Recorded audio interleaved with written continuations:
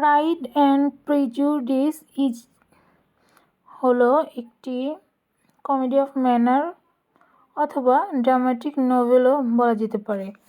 এটি লিখেছেন gen Austen.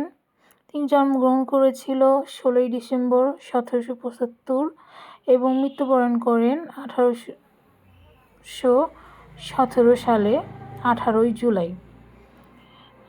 এই নোবেলটি পাবলিশড করা হয় 1813 সালে।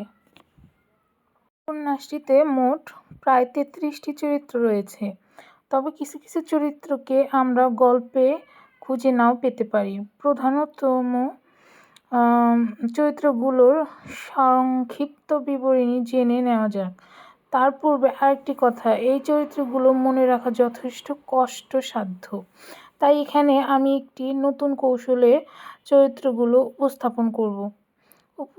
উপন্যাসটি মূলত 3টি পরিবারকে কেন্দ্র করে বর্ণিত হয়েছে: বেনেট পরিবার, ডার্সি পরিবার এবং বিংলে পরিবার।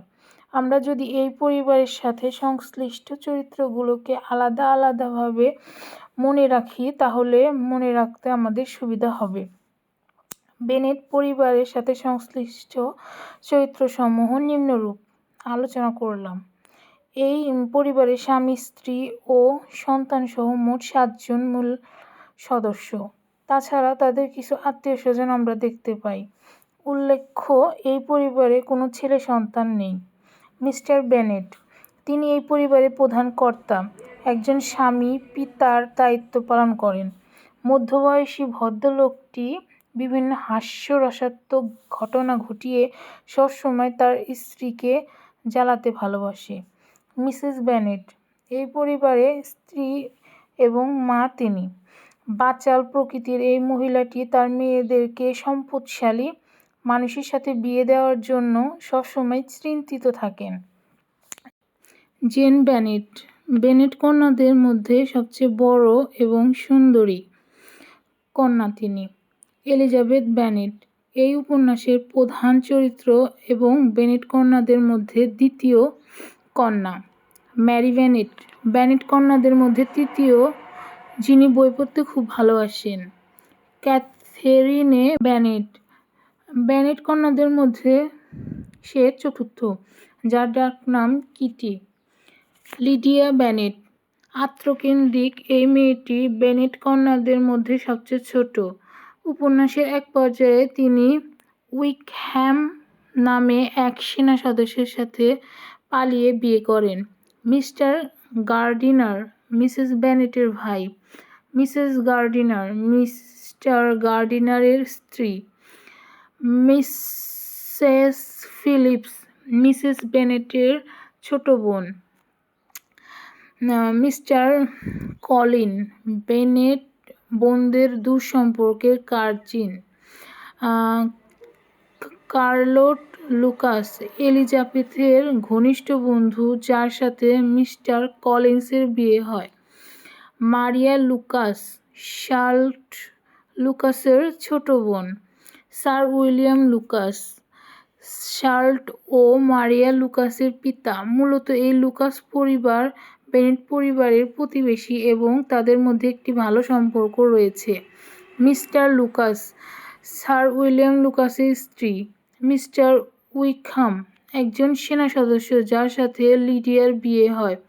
মিস্টার ডেনি, একজন সেনা সদস্য যিনি বেনেট কন্যাদেরকে উইকহ্যাম এর সাথে পরিচয় করিয়ে দেন।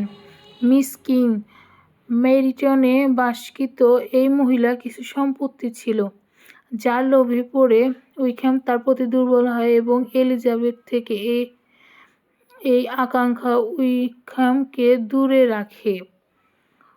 কলোনেল ফরস্টার, একজন সেনা অফিসার।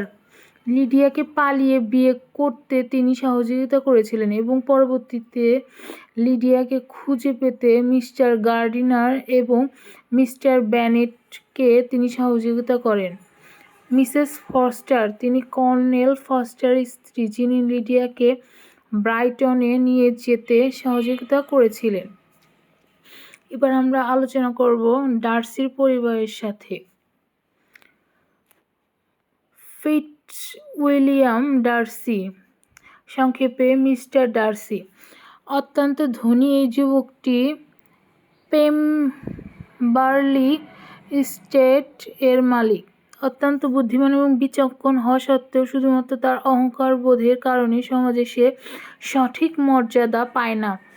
এই উপন্যাসে অন্যতম প্রধান দুই চরিত্রের একজন তিনি প্রাইডকে রিপ্রেজেন্ট করেন।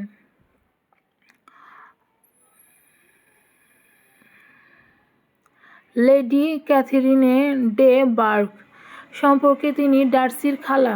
এই মহিলাটি অত্যন্ত ধনী এবং অহংকারী। তিনি এলিজাবেথকে মধ্যবিত্ত হওয়ার কারণে ডার্সির থেকে দূরে সরে থাকতে বলেন।